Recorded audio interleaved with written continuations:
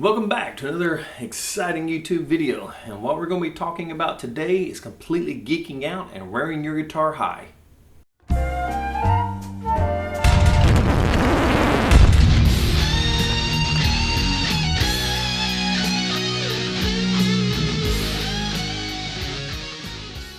Alright, so you may be thinking to yourself, why would I wear my guitar high? I look absolutely stupid. Well, it depends on how stupid you look already. Because in my case, I look pretty stupid, so it really doesn't matter for me too much. But the point of it is if you wear your guitar high, chances are you're going to be wearing your guitar correctly.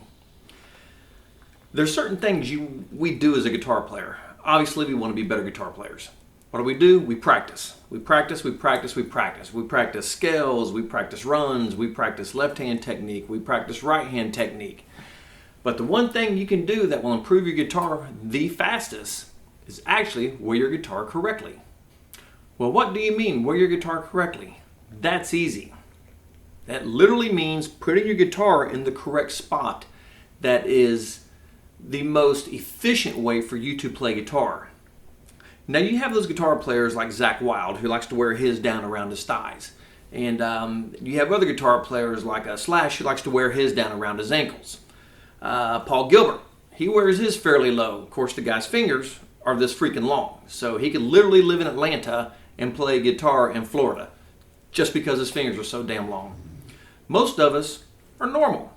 We have normal size hands, normal size arms, and wearing our guitar low is not advantageous to us at all. When I was younger, I wore my guitar low when I first started playing because, I wanted to look cool. I wanted to pick up chicks. Okay, that didn't work for me. I became a better guitar player, obviously over time, but I never really looked that cool to begin with, and Lord knows I never got to pick up chicks.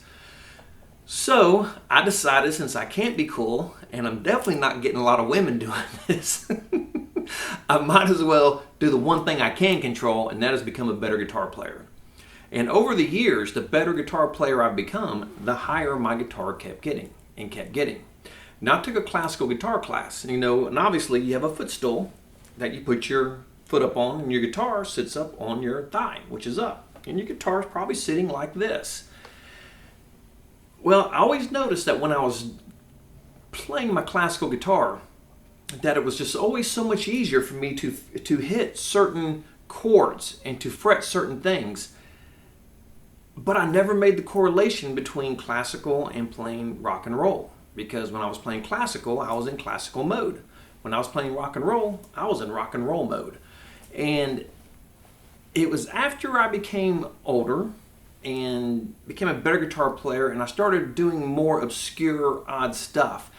Certain things you play, when you start going after some of these more obscure sounds and fingerings that you're going after, there's just no way to fret these chords with the guitar hanging down. And the more my ear developed,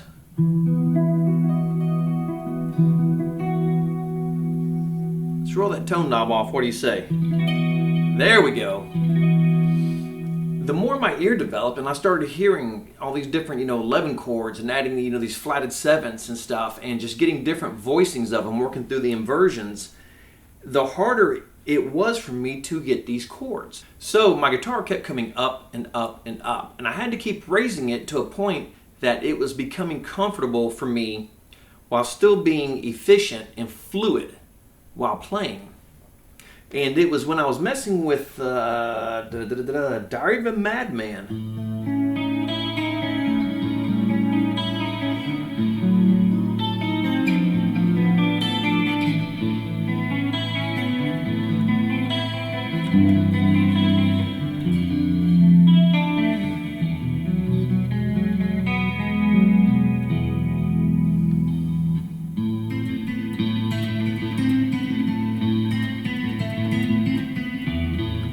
It was when I was tackling that song, which I'm a massive Randy Rhoads fan, that this really came up high. Because I was trying to play it, and obviously, when you're playing a show and the song kicks straight into the distorted part, where, And I don't have time to go from acoustic to electric. So you just keep on your electric and you go to a nice clean channel like what I got here and you play the passage. But it was too hard for me to get through that cleanly with my guitar down low. And so that's what got the whole concept of me bringing it up. And I noticed the higher I got it, and I don't mean high like this, although one of my friends does play his guitar literally right here. It's the damnedest looking thing I've ever seen. But it's getting it to the point where you're not having to contort your hands to get to the fretboard. This is the business end of the guitar. This is not the business end of the guitar. Granted, a monster pick hand is invaluable, and I know guys, their pick hands are just, it mesmerizes me to watch them pick a guitar because it's just so fluid and so effortless. But I can make up for what I lack here, I can make up for here. But what I lack here, I cannot make up for here. So in order for me to get this part where I needed it to be, this had to be up here. Because what you don't want, with your guitar down low, you get in a position to where your arm is like this, here. And you don't want this because this is going to limit what you can do with your fingers. You want to straighten this out as much as you possibly can because ultimately your fingers should comfortably be here without having that big bend. Because that big bend, A, is a lot of undue stress on your wrist. And over time that can and may hurt you.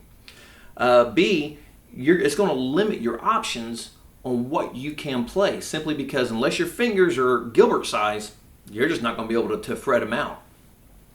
Also, another thing is when I was doing, I noticed I have a much wider span here. And when we're doing, Hot for Teacher, well, it's on a clean channel. Granted, that would sound better to start. This isn't quite the channel for that. But that was just too hard with it low for me to hit those pull-offs cleanly with going across that 5 fret span, because my hands aren't enormously big. But when I brought the guitar up, all of a sudden, everything started to get a little easier to play. And if you look at some of the greats like Zakk Wylde, I mean, this guy wears his guitar around his knees. But if you've ever seen Zakk or watch a video, every time this guy starts to shred, what does he do? Boop! That guitar goes this way. He's getting the neck up here to where he's decreasing the angle on that wrist to where his fingers are going over all the strings without any type of impedance from being, from your neck being down here and having to come around like this. You'll just never have the stretch of this, and that's about as far as I can go with the stretch of this, and I can pick up 2 more frets. Now granted, I'm not going to play this, but that's how much more stretch I have just by bringing the guitar up high where it's supposed to be. So, and you might think, dude, that just does not look cool. Well, I understand that, and you know what? Tell John Petrucci it doesn't look cool. He wears his guitar up here, way up here. Look at Tom Morello. Tell him it doesn't look cool. He wears his guitar up here. So, obviously there's something to it. You take Petrucci, who's an incredibly talented, skilled player, and his technical proficiency is just off the charts. Well, a lot of that is because he does wear his guitar up here. He has access to everything cleanly and evenly without putting any undue stress on his wrist or on his fingers trying to stretch out. Because the lower it is down here, I mean, you can just watch your hand as you go down, you can watch your fingers start to pull in. And when you bring it up, you can watch your fingers start to spread apart. So it kind of makes sense that this is where you want the guitar.